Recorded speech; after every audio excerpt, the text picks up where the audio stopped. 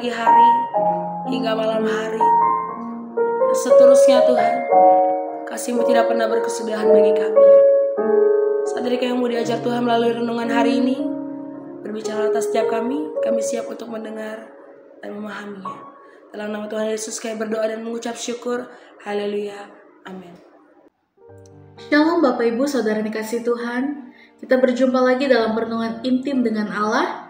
Pada hari ini, hari Kamis, tanggal 11 September 2025, kita akan mendengarkan dan merenungkan sebagian daripada firman Tuhan yang bertemakan harapan dan keinginan kita. Pada perenungan hari ini yang berfokus dalam 2 Korintus 3 ayat 7-18 dan pembacaan Alkitab kita dalam satu tahun ini terdapat di dalam Yehezkiel 37 sampai Yehezkiel 39. Saya harap Bapak Ibu Saudara-saudari dapat membacanya terlebih dahulu. Saya akan bacakan dalam 2 Korintus 3 ayat 12 demikian firman Tuhan. Karena kami mempunyai pengharapan yang demikian, maka kami bertindak dengan penuh keberanian. Setiap manusia bertindak berdasarkan sesuatu yang diyakininya dan diharapkannya. Harapan dan keinginan seperti kompas dan bahan bakar. Harapan memberi arah dan keinginan memberi dorongan. Namun, di mana kita menaruh harapan dan keinginan kita akan menentukan hasil akhir dari hidup kita. Bila harapan dan keinginan ditunjuk pada dunia ini, kita mudah kecewa, tersesat, bahkan menjauh dari panggilan Tuhan. Tetapi jika diarahkan pada Kristus dan kerajaannya, maka kita akan bertindak benar, hidup dalam kasih, dan makin serupa dengannya. Itulah inti dari mengenakan karakter Kristus. Dalam pasal ini, Paulus membandingkan perjanjian lama, yaitu hukum Taurat, dengan perjanjian baru dalam roh. Ia menyebut hukum yang ditulis pada loh batu sebagai pelayanan yang membawa kematian dan hukuman. Sedangkan pelayanan dalam roh membawa kehidupan, kemuliaan, dan kebebasan. Dalam perjanjian lama, Musa memakai selubung di wajahnya karena kemuliaan itu sementara. Lalu dalam perjanjian baru, kita memandang wajah Tuhan tanpa selubung dan diubah dari kemuliaan kepada kemuliaan. Inti pesan pasal ini adalah orang percaya sekarang hidup dalam terang dan kemuliaan Injil, bukan lagi dalam bayang-bayang hukum. Karena Roh Kudus memperbaharui hati dan pikiran kita. Disinilah pengharapan kita dibangun, bukan pada apa yang fana, tapi pada kemuliaan yang kekal. Mari kita kupas secara sederhana dalam 2 Korintus 3:12 yang berkata, kami bertindak dengan penuh keberanian. Karena kami mempunyai pengharapan yang demikian. Kata pengharapan dalam bahasa Yunani yaitu elpis. Maknanya adalah keyakinan yang kuat akan masa depan, bukan sekedar keinginan optimis. Pengharapan Kristen bersifat pasti, karena berdasarkan janji dan pribadi Allah yang setia. Kami bertindak dengan penuh keberanian. Keberanian dalam bahasa Yunani yaitu paresia, berarti terbuka, tanpa selubung, tanpa takut, dan jujur. Artinya, pengharapan sejati menggerakkan kita untuk hidup transparan dan berani sesuai kehendak Allah. Ada keterkaitan antara mengenakan karakter Kristus dan harapan, yaitu keinginan kita. Mengenakan karakter Kristus adalah proses menjadi serupa dengan Yesus dalam kasih, kerendahan hati, keberanian, dan kesalehan.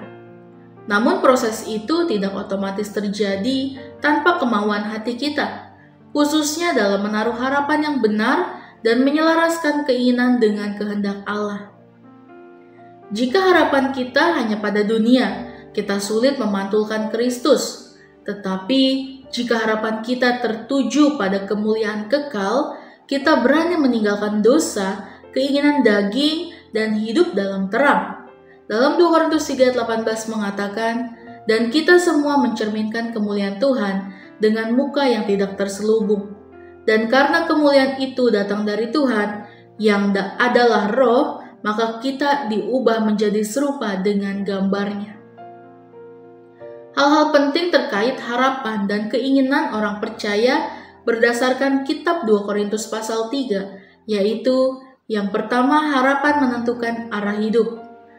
Kalau harapan kita pada karir, harta, atau relasi manusia, maka tindakan kita akan menyesuaikan ke sana.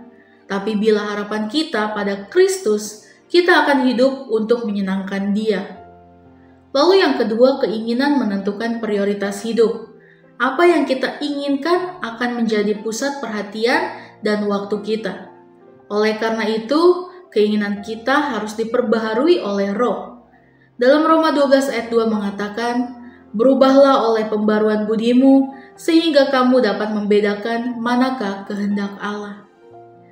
Lalu yang ketiga, harapan yang benar membawa keberanian dalam kesaksian hidup. Paulus berani melayani dan menderita karena ia berharap pada kemuliaan kekal. Dalam 2 Korintus 4 ayat 17-18 mengatakan, "Sebab penderitaan ringan yang sekarang ini menghasilkan kemuliaan kekal yang melebihi segala-galanya." Lalu terakhir yang keempat, keinginan yang diserahkan pada Tuhan menghasilkan transformasi. Ketika kita mau dipimpin Roh, kita berubah dari kemuliaan ke kemuliaan. Refleksi kita pada hari ini, sebagai warga kerajaan surga, kita dipanggil untuk mengenakan karakter Kristus, dan itu hanya mungkin jika kita membangun harapan kita di atas dasar kasih-Nya dan mengarahkan keinginan kita pada kehendak-Nya. Dunia akan terus menawarkan banyak hal untuk diharapkan dan diinginkan, tetapi hanya dalam Kristus ada pengharapan sejati dan pemuasan keinginan yang sejati. Karena kami mempunyai pengharapan yang demikian, maka kami bertindak dengan penuh keberanian. Dalam 2 Korintus 3 ayat 12.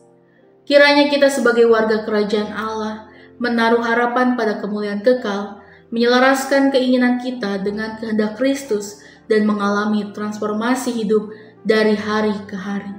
Amin. Mari kita sama-sama berdoa.